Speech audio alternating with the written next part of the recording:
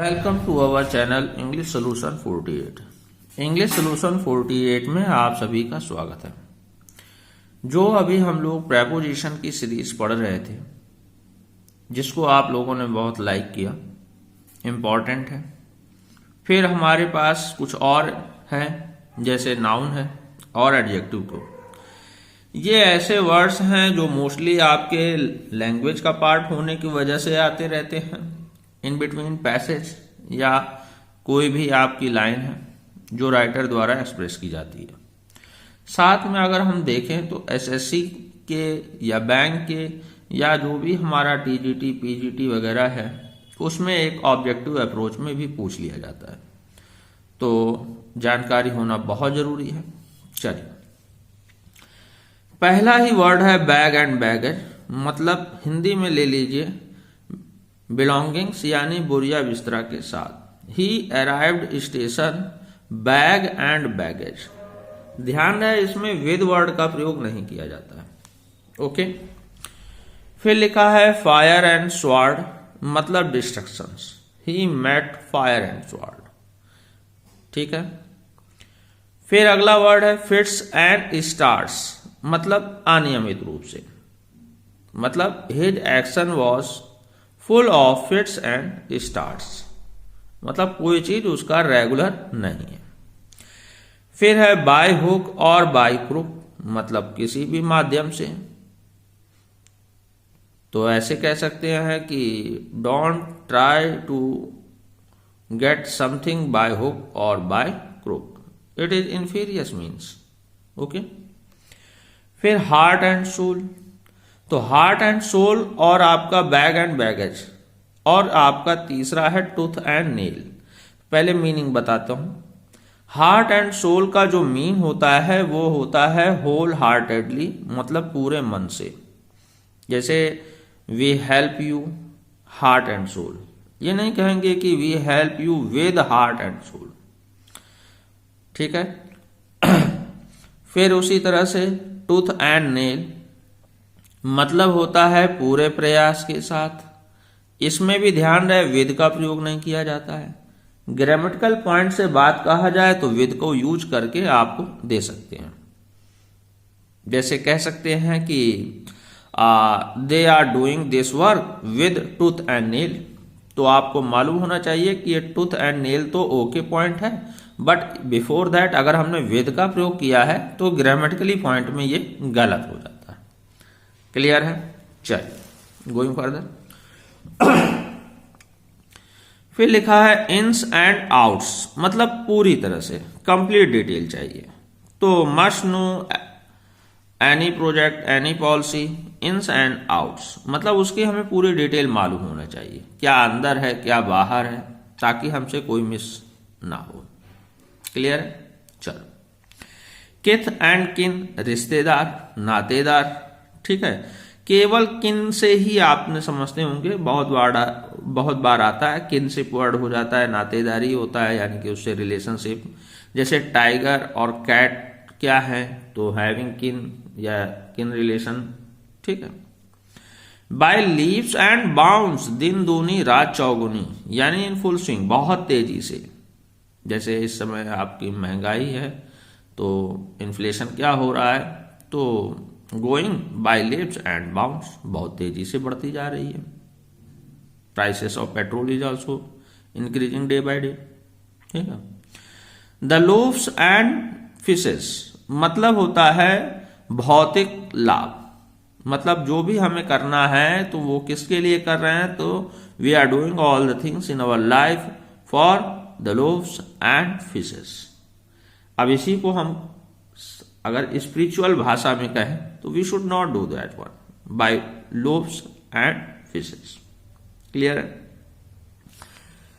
फिर अगला इंपॉर्टेंट है part and parcel of language. जैसे हम कहें कि इडियम फ्रेजेस है या अदर वर्ड्स हैं, या तो ये पार्ट एंड पार्सल ऑफ, यानी इंटीग्रेटेड पार्ट है, उससे अलग हिस्सा नहीं है, अखंड हिस्सा है, उसी का एक सम्मिलित हिस्सा है, जिसे सेपरेट नहीं कर सकते। Kashmir is part and parcel of India. ठीक है। फिर नेक्स्ट वर्ड लिखा है द रैंक एंड फाइल, मतलब कॉमन पीपल, ये ध्यान रहे कॉमन पीपल के लिए कई फ्रेजेस आते हैं कि एक शब्द को कहने के लिए कई वर्ड हैं, ऐसा भी आपको करवाया जाएगा। तो rank and file should be considered, मतलब कॉमन पीपल के हितों का, इंटरेस्ट को भी हमें देखना चाहिए। तो ये हमारा वर्ड आ जाता है आम आदमी, नोट कर लिया। फिर लिखा होता है राइम और रीजन। मोस्टली एक लैंग्वेज में लिखा होता है without rhyme and reason we have here, we have to come here, we have to punish here. तो ये सेंस हो जाता है कि बिना किसी कारण के। फिर ये फ्रेज बहुत बार सुना होगा, time and tide waits for none, मतलब समय किसी का भी इंतजार नहीं करते। तो time and tide wait for none. फिर वियर एंड टीयर मतलब होता है इरोजन। इरोजन मतलब समय के साथ और इस्तेमाल के साथ जो खराबी होती है उसको हम लोग वियर एंड टीयर कहते हैं। कि whatever the things we have, जैसे हमारे पास मेज है, कुर्सी है, या जो भी मटेरियल चीजें हैं वो सब वियर एंड टीयर होती हैं, यानी कि समय के साथ धीरे धीरे उसमें इरोजन डेप्रिसिएशन लगता रहता है। क्लियर, नोट कर रहे हैं आप? चलिए फिर आगे हम बढ़ते हैं। तो लिखा है वेज एंड मीन्स, मतलब ही है source of income, must considers always ways and means of us या ऑफ अवर्स, यानी हमारे जितने हैं उनको हमें देखना चाहिए कि किन किन से हो सकता है, और प्रयास करना चाहिए कि टू इम्प्रूव इट, सुधार होता रहे। सही है, नोट कर रहे हैं?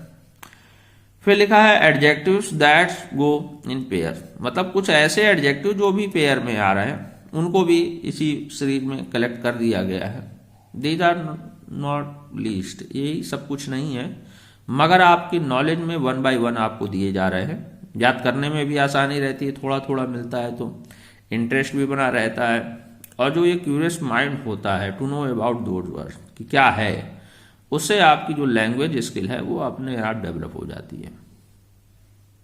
ठीक है जी, चलो गोइंग फर्दर। तो पहला लिखा हुआ है ऑल इन ऑल। तो ऑल इन ऑल मतलब ही होता है सर्वेश सर्वा, यानी omnipotent. Hitler was all in all.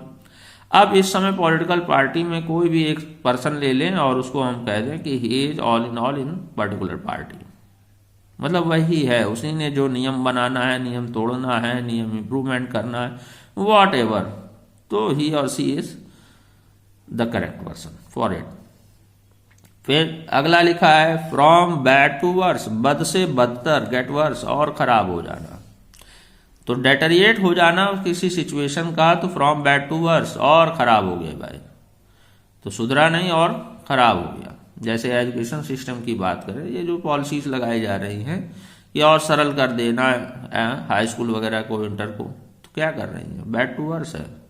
जब ज़्यादा कठिन होगा नहीं, ज़्यादा कठिन तैयारी होगी नहीं, तो फिर क्या होगा, नोबडी विल बी हार्ड, कोई कठिन कोशिश ही नहीं करेगा, तो क्या उसकी स्ट्रिक्टनेस, उसकी इंप्रूवमेंट आएंगे। बैड टू वर्स होता जा रहा है इनडायरेक्टली। फिर बीट ब्लैक एंड ब्लू, मार मार के लाल पीला कर देना, बुरी तरह से नीला कर देना। सिंपली ब्लैक एंड ब्लू चोट का निशान अपने आप समझ में आता है। तो मर्सीलेसली, निर्दयता से। ठीक। फिर फेयर एंड स्क्वायर मतलब निष्कपट, फेयर डील। तो believe in, he believes in fair and square deal, मतलब निष्कपट व्यवहार में विश्वास करता है। Okay. The hard and fast rules, यानी कि स्ट्रिक्ट रूल्स जिसमें कोई परिवर्तन ना हो, जो हो गया one time is for every time, वही हमेशा के लिए रहेगा। फिर नल एंड वाइड, अकेले नल भी ले ले, नलीफाई करना, या इट इज वाइड अकेले ले ले, तो भी मतलब ही होता है यूजलेस, निरर्थक। The rules, the law is now null and void, मतलब इज नल इज वाइड, दोनों मतलब ही हो गया यूजलेस हो गया। अब वो आगे इम्प्लीमेंट नहीं किया जा सकता। हाँ, ये बड़ा अच्छा है। Slow and steady wins the race, मतलब निरंतर प्रयास। देखिए, स्लो धीमे धीमे, एंड स्टडी मतलब निरंतर। आपका जो कछुआ चाल होती है वही आपको जीत जाती है, यानी आप रुकिए नहीं, आप अपनी तैयारी को रेगुलर बनाए रखिए, तो आपकी ये जो विनिंग पॉइंट है वो हमेशा आपको जीत दिलाएंगे। क्लियर है? इस स्लो एंड स्टडी फॉर्मूले को ही अपनाते हुए वी विल ऑलवेज विन। आज के लिए इतना ही। Thank you very much.